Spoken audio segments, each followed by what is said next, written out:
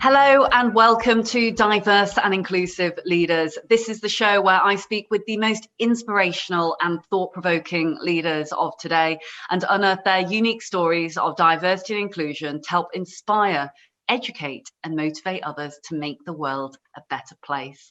Today, I'm really excited because I'm joined by the fantastic David Macdonald. David is the Director of Communications, Global Brands and Retail Pharmacy International at Walgreen Boots Alliance. David has had over 2 decades worth of experience across a number of different sectors, setting strategic corporate brand communications for organizations and really helping them bring out the real authentic narrative when it comes to the brand and their internal and external presence. David is passionate about multilingual communications. He's supported major organizations and has got a real true passion for diversity and inclusion, as well as well-being, health and beauty, and a number of other sectors such as finance, sustainability, and corporate social responsibility. Welcome to the show, David. Thanks, Leila. Great to be here. Thank you so much for being here with us today. And I'm really excited to talk not only about your background, but also delve into why PR and communications is so very, very important when it comes to storytelling in not only the corporate world, but also, within what is becoming more and more now so, telling those personal stories of authentic leaders that really do make up our brands. But before we get into that, David, tell us a little bit about how you came to be where you are today, because it's been a pretty phenomenal journey over the last 2 decades. Don't you agree? Well, it's always difficult to speak about yourself in those terms, but I suppose there's been lots of influences. I started off. I think I wanted to be a journalist to begin with. I kind of stumbled across communications and PR, and while I was at university and writing for the lead student at the time, and I think I enjoyed meeting very interesting, very clever people in my early career, and helping adapt their message to what they wanted to say. I worked at the very beginning in IT and technology PR, speaking to business audiences, and with hugely complex and complicated messages to tell, and simplifying them in many ways. And I suppose that's what got me started. And as you kind of progress, I think, through your career, your values come into play, your interests. And I've worked for really, really incredible organizations in consumer finance, consumer technology. I worked later in health and beauty, and spent nearly 10 years of my career at L'Oreal before moving to WBA. And I think what I really enjoy now is tapping into that early passion for helping people to create their stories and take them to new audiences. And I think we're doing a great job of that now. And it's kind of how I came across meet you, I suppose, Leila, and I'm truly passionate about diversity, equity, and inclusion. And I think in an organisation the size of WBA, we have a responsibility to help everybody on their journey, regardless of their background. Well, thanks so much for sharing there, David. And I love how you say, almost right at the beginning, when you're helping others tell their story, it's actually, there's probably fewer times then that you are the one telling your own personal story, because you're so much involved in making sure you support others in telling their authentic stories and telling the story of the organization. It's actually really nice to be kind of talking to you about your background and how that has really impacted how you work to this day, from wanting to be a journalist in those formative years through to now harnessing the power of those skills and bringing people out of themselves to really tell the story. And what a great time to be in Walgreen Boots Alliance, in particular when you just released the additional pillar of your strategy, being inclusion. I just think that is wonderful. Yeah, absolutely. And I think I've worked in many companies, and I think definitely the work the WBA is doing to support people of different backgrounds, whatever your background is hugely inspirational, and something that we support greatly. And we have a number of business resource groups across the company, and it's really, really incredible, the spread and breadth of support that there is, regardless of your background. But I think every company really has a responsibility to do it these days. And I think it's interesting what you say, listening to you, Leila, talking about how I'd never really considered that I spend more time telling other people's stories, and it's an important time to reflect on your own. And I think it's particularly important to me because I have had an interesting background. I'm gay. I have my own story, and I'm grateful for the support that I've had from like-minded colleagues who have come against brick walls or glass ceilings at certain times. My mother was born in India, came over to the UK in the 1950s, and had to be moved from school to school because things were so difficult for her. And then over the last few years, I've worked with a number of women scientists in a program that I worked for at L'Oreal, to really understand and get to the bottom of why women particularly find it difficult to get ahead in science. Only 3% of women win the Scientific Nobel Prize, and we did a lot of work there to help unlock things for them. And I think things are changing, but I think communications plays an absolutely pivotal role at all of those things, at all of those moments in creating those stories and getting them across in an understandable way that touches other people, so that they too take action.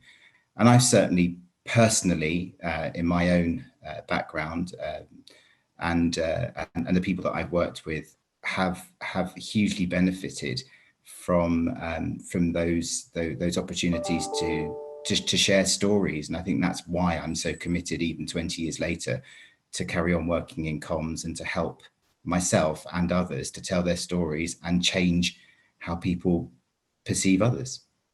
I love that, David. And the fact that you've already mentioned in that one breath almost, everything from STEM and the disproportionate amount of females through to actually the different cultural backgrounds, that we have, and your mum being born in India, I'm sure that has impacted you a lot. And, you can almost see how the narrative of the story with your personal life has actually shaped how you've then gone on into your future. And, I suppose probably has really helped you actually look deep inside the individuals and the organizations of which you're telling the stories about, to bring out their authentic selves.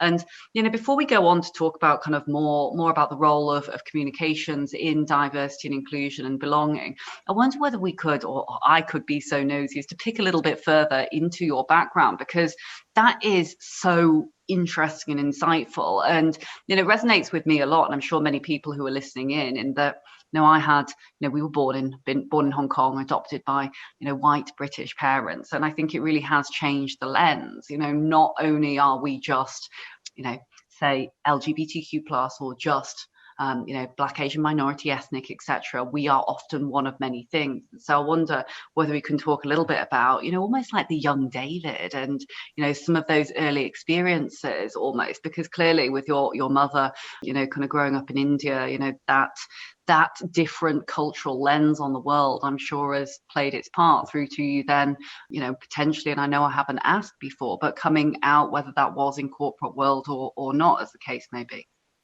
Yeah, it's interesting, Leila, and it was funny talking to you and hearing you speak about that. I spoke to a friend of mine, the husband of a friend of mine, who is Japanese but lives in England with a really harsh, really strong Cockney accent, and identifies himself with both his Japanese heritage. His parents live in Japan, but he lives here and as an English person, but he feels neither and struggles really, really hugely with it. We've had lots of late night talks about how to cope with these kind of dual elements of our personality that sometimes can be positive and can be negative for us, but certainly require a lot of thought and discussion. ultimately I'm a very positive person, and I think that the more different that you are and the more opportunities you have to celebrate your difference, it's a good thing. And I think I try to do it as much as I possibly can.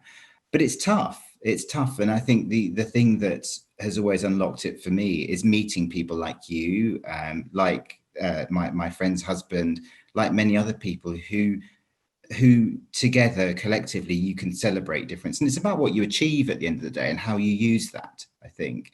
But I think the one thing I have always held close to me, and I've tried to do even at the darkest times, and we've all been bullied, we've all been picked on at school. It's those those prejudices were there and still will be there, and we need to fight against it. But I've always believed strongly in celebrating my difference. And I think it's probably what, and you asked about sort of me from an early age. I think my way through it was to find something that I could be good at, quite simply.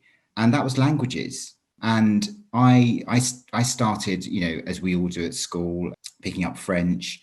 And then, I started doing Latin in my lunch times. I studied Spanish, later Italian, and then even ancient Greek. But I found it was this brilliant way for me to go off to what were exotic places. Young David never went abroad. Our family stayed in the UK, or almost. It was it's kind of a bit of an oxymoron that my mum grew up in India and then came here and never left again. And I just enjoyed this notion of understanding people's backgrounds and how life could be different, and that not one thing or another thing was wrong or right. And I remember at 14 traveling abroad to Nantes in Western France for the first time, and staying with a family for 2 weeks on a French exchange, and going to school over there and speaking nothing other than French with the family. And I just thought, this is it. This is my life. This is what I want it to be. It's about embracing difference, and it's about championing other people, other people's ways of life, and see what you can take for yourself to form a stronger, more diverse, more open being. And I think that's always resonated really strongly with me. I since then I went on, went to France, then I went to Spain, and I did work experience in both countries, and lived in Italy for a bit at university, and then moved to France for 4 years, quite recently, and moved back about 4 or 5 years ago to the UK. I'm really grateful for the people that I've met over that time. People travel much further. Perhaps it's not exotic for many traveling around Europe, but Europe, I think, is a real melting pot. And I've certainly met people from all over the world in my jobs and spoken different languages. And I try to see things from different perspectives, quite simply, I think. I absolutely agree. I mean, Europe it's just like a smorgasbord, isn't it, of just different, eclectic, in such a small vicinity in comparison to the world. There are so many different cultures there. And I'm getting a real sense of kind of you almost as a youngster, and kind of this fascination in languages and how that has played out. I wish that I had been better at languages, actually. They say very intelligent people are great at languages, by the way. But yes, amazing how different France is, just for one, culturally from the UK. And I'm sure lots of our listeners are thinking, oh yes, I remember my foreign exchange trip. I was thinking about mine when you were talking about going over to France then, and it's memories that stick in your mind, really, and that I think do shape how the future plays out. And amazing how culturally how different what we say can I suppose mean similar things, but also very very different things. And I guess it leads us perfectly into this segue of how language in and to itself really can shape the telling of a story when it comes to individuals, or when it comes to the corporate world almost, and how you bring those differences of all into a brand almost, which I find incredibly, it's just really curious, isn't it? Because I think also we don't we don't talk enough about how the impact of great individuals like yourself, who are often kind of pulling strings behind the background, actually shape a lot of what then is projected into the wider world.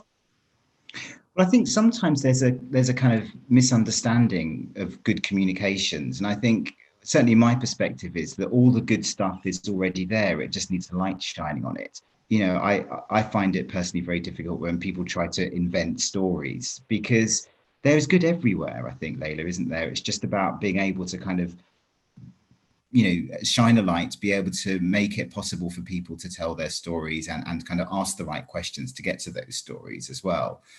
But yeah, I think that I don't think there's necessarily any great dark art to communications in that sense. It's about finding good, and then presenting it in the right way, so that people can make sense of it in their own way and then comment and react to it.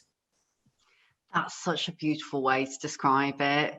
It's not a dark art. It is about bringing to the forefront really what is there already. And I guess, tips and tricks for other great comms and PR leaders. I'm sure listening is a very, very big part, but ultimately it is, I'm sure you have to make those individuals and those people feel comfortable enough to bring their true selves out almost. It's interesting actually, Leila. This year we've done a lot of work in considering the strengths of our team and how best to organise ourselves. And I think historically, people who work in large organisations hear of internal comms and external comms and corporate comms and brand comms and stuff. And I've always been uneasy with it, and I've always thought actually, regardless of the kind of discipline, the old-fashioned discipline in communications, the most important thing is that the content is interesting, and that it makes sense, and that you've thought about who you're telling the story to, when and how. And these days, I think all of those things are becoming hugely blurred. So I find it's just an inkling, but it's certainly something I've seen over my time working, is that there are just people have different strengths, and that's all part of diversity, I suppose, in itself. And some people prefer listening and prefer working in the organization and kind of extracting news, extracting stories, and helping shape narratives. Other people prefer talking, being very creative, and making exciting content. And then I suppose the real art in it is getting everybody to work together to their strengths. So I think today what we're seeing is less of a focus on, creating content specifically for employees or specifically for journalists, but more about thinking, who's good at doing what, and getting people kind of to work together. So I think of it more in terms of story hunting and story gathering and storytelling these days. And I think we're operating more like publishers in communications these days in that way. And it's kind of, I guess, how a newspaper or a news station might work, in terms of, having reporters and having researchers and so forth. And I'm much more comfortable with organising things more like that. And it's interesting because what I see, and it's where I've always personally really enjoyed working with my stakeholders inside the company, getting people together to talk and find out information and think about things in new ways. I've very much been at that end of things, and I think, to answer your question in long form, it's listening, isn't it? And I think that's sometimes what we forget to do in life in general quite a lot. But I think listening in communications is hugely important. And if we're going to get people to tell their stories, tell us what's already there, the good news, then quite simply, we just have to listen and be able to interpret that. Indeed, it's about making them open up ultimately. But that's such an interesting way that you describe this, because for a non-PR or communications person and others listening in thinking, yes, I've heard those terms being bandied around within our organization, brand comms, internal, external, etc., this way you describe it, actually, they are so incredibly intertwined. And so, I guess over your last 20 years of watching what's happened within the world, what have you seen change? Because clearly there must have been some kind of, almost seismic shift, perhaps, because, so much now is on digital, social. Gone are the days, as I see it from my naive lens, that organizations can say things and not actually truly mean them, because you can just take to social media and people are straight on social media, talking about how they really feel, I guess. And so does that mean that businesses do need to take more of a hard look and say, right, we got to be more authentic and we can't just curate a story or a narrative, if that makes sense? Yeah, I think good communications is a lot less manufactured. I think there was a time where we would try and get people to say what we wanted to, and I think we don't really hear about press releases and things like that so much. Those were certainly the way that people used to perceive PR maybe 20 years ago or so. But I think it goes back to what we were talking about earlier, Leila, and it's this notion that actually what is internal is external these days. And I think the employee is a really, really important part of that mix. And I think if you treat your colleagues well and you keep them informed, and then I think I think the external part of it will go well too. It's much more of an ecosystem, I'd say, these days. And I think good communications people now are thinking of themselves as 360-degree communicators. Certainly when I started out, you'd think of which discipline you were in. And I think there's a little bit less of that. Certainly some people are better or more focused, or their training is in, say, internal or external or corporate or brand. But I think the future communicator will be able to do all of those things and more. And I think we're asked to do more than ever, quite rightly so. And I'm seeing this incredible, and it's what keeps me doing my job, this incredible collaboration with other areas of the business. I love working with HR and people experts. Communications has a very, very important part to play in building good cultures inside companies. And I think that there's a real recognition of that now. And I think we have this ability to be able to unlock doors, unlock ideas, see things with different perspectives. Most people that work in comms are hugely creative and very well informed about what's going on in the world. And I think they can offer a perspective that perhaps other companies who are focused on commercial, other goals at the time might not see. So I think we have more and more roles to play across the board. I agree. I think PR and communications, as a collective, which whatever way we describe that, because I think you're right, it makes complete sense when you say it is internal is external, external is internal. It is very, very blurred in terms of those lines. It's becoming a lot more holistic almost, but it is ultimately such a big, strong strategic priority to any business ultimately that wants to be growing and developing, in particular in the vein of business for good. I think it's absolutely crucial, to unlock those real kind of human idiosyncratic kind of potentials internally in order to tell that to the outside world, because it is, best businesses, I do think, do put PR and comms at the forefront, because as you say, it's like the employee is almost more empowered than ever before. They're kind of like your best spokespeople. And so keeping that together with HR imperatives, HR strategy, culture, etc., it is this glorious ecosystem, that, I guess it's like almost like when I describe diversity and inclusion belonging to people, I often say it's like this evolution, it's constantly evolving. It's never going to be done. I don't know whether you feel like that about comms, or you think one day, oh, hey, it's done. It's No, that's the beauty of it. I think that's why I love it so much. It's and things blur together in a way that no other kind of discipline sometimes does. And I still get that kick and a joy of looking what's in the news that day, because it provides you with a whole new load of challenges and opportunities for the day. It's thrilling, and more rewarding than anything else I think I could have ever dreamt of doing, really. And I think it shapes you as well, doesn't it, Leila? I think as you learn more about it, it shapes your interests, what you care about, and the more involved you get. And I've certainly seen that on the diversity front. The more it's helped me read more, it's helped me understand more by working in it and see, as I say, other people's perspectives. And I hope, touch wood, that it's made me a better person for it to some extent. I'm certainly a lot more open to new ideas than I might have been had I not been exposed to so much over the last 20 years or so. Oh, bless you. So modest, David.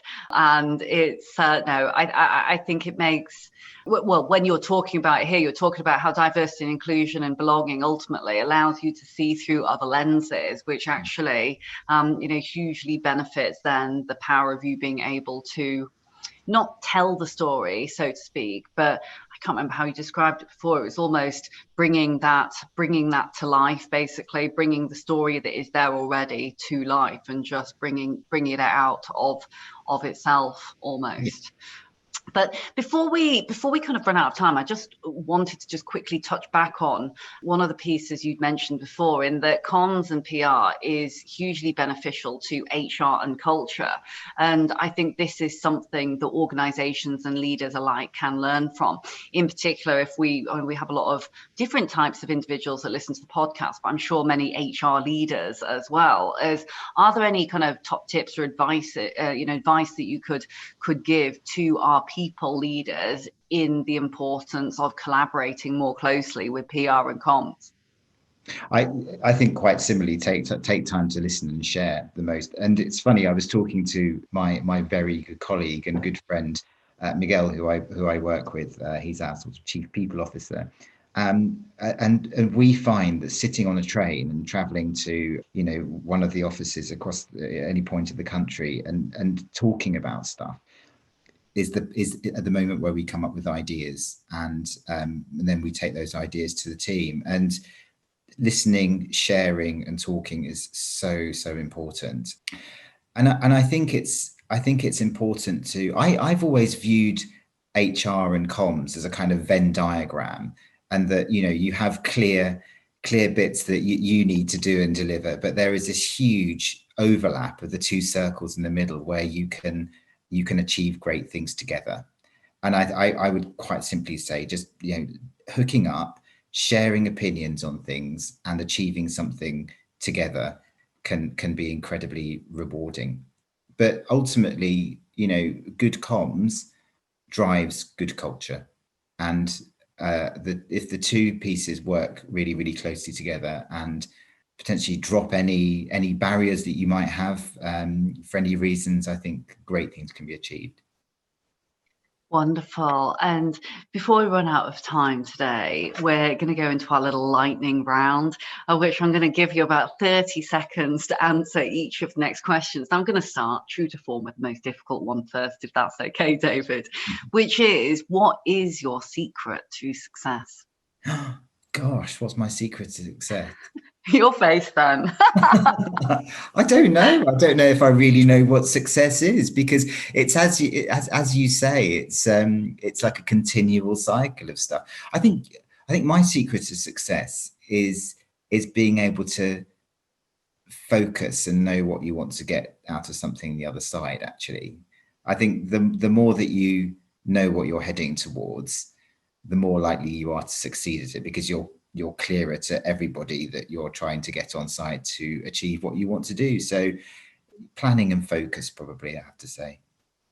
Great answer. I liked what you said to start with. It's almost like, do we ever get there? It's like this pinnacle of Maslow's hierarchy that you're kind of constantly trying to get there and never quite get there. But I think it's, it's a trait of successful leaders, interestingly, is it's never quite enough. But I do think sometimes we should reflect upon, our achievements. And certainly you've done a huge amount in your career. So I do hope you're getting a bit of a break over the new year. I'm going to try my best. Yes. Any comms person knows that whenever you try to take a break, something comes up. But I think that's the same for all of us in these unprecedented times, right? Oh, I can say that again. And how about any of your biggest role models, or we often say heroes or sheroes? Have there been, I'm sure there's been many people that inspired you along this career and life path, as it were, but are there any that stand out to you in particular, or one person that does? I've been very, very lucky with people. I'm not going to say anybody kind of like hugely famous, but I've had a number of bosses who have really helped me along the way, and I think every one of the female bosses in particular that have championed me and helped me all deserve, a huge amount of gratitude and support from me. I'm scared to name any of them in case I forget, in case I miss anybody else. But certainly, Annie, Laura, Una, Louise in particular, Louise Terry, who was my boss at L'Oreal, has always been there for me and has become one of my dearest friends. And Maria Boyle, who I work with at L'Oreal and still work with today, who I think is brilliant at what she does. Yes, I'm surrounded by brilliant women who have supported me and always been there, and I know I can pick the phone up to at any time. Yeah. Awesome. So you're a massive feminist, which is great. Yeah. And I'd love us, maybe it's another podcast that we do, David, is talking about actually feminism and what that means, because I think some of the best feminists are often guys.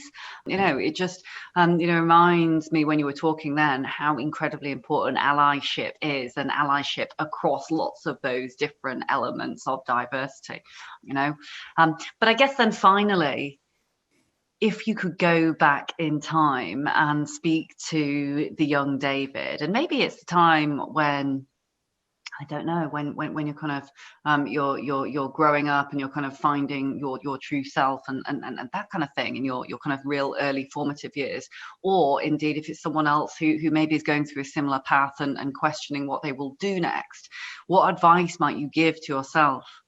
That it will all work out, I think, and there will be moments where you're going to need to be resilient and you'll learn from them, but actually it's all going to be fine. And that's what I would say. It's funny you should say that, Leila, without trying to sort of go into a kind of psychotherapy session, but I do think that there are moments where it's very easy, isn't it, to turn around and say, oh, just go off and be a doctor or do something else completely different. And I think that would be bad advice to the younger me. I think it would just be, keep on doing as you do, and it's going to be okay. And actually, just don't freak out too much. That's great advice. And oh my goodness, I love psychology. I could absolutely get into a psychotherapy session right now, but it is, you're very right though. And there's something so curious about that is actually we are so influenced, so like sponges almost in our early years. And, the influence that things can have on us for good and potentially for bad are huge at that kind of those tender years almost. And so actually being a little bit more organic about it, not predisposing ourselves to having to be, as you say, a doctor or a scientist or actually letting it happen naturally. Sometimes it is the best way, because hey, you thought you were going to be a journalist and now look where you are, but it's not to say that some of those early dreams don't actually play out into the current state of play. So fascinating. Anyhow, I'm breaking my own rule here because I'm like totally talking over the 30 seconds. But David, thank you ever so much. You've been a joy on the show today. You really have been fantastic. And true to form, I always do a little summary, and I think there's been some great nuggets of wisdom here. I've made a couple of notes, so we'll just repeat some of them back. But again, if you're listening and you're thinking I've missed out some of the podcast, don't worry, because all of the show notes we'll put into the end of today's show, and we'll bullet point some of those key learning points, of which there have been many with David today. But I will say that PR and comms, to me, I've learned a huge amount, and I hope that you have too, is there's so much great stuff out there. There's so much great stories and authenticity that exists already within the human, within the humans, within the makeup, within the organization itself. It's just actually about how to bring that to the forefront, and really at the core and center of that, as David said, is listening. That is the mark of good communications. It's not a Harry Potter kind of dark art kind of piece. Actually, it's that gathering, it's that hunting of stories and acting as the intermediary in a strategic capability to bring out the very best of what is there right now. And I think what's also really come out is this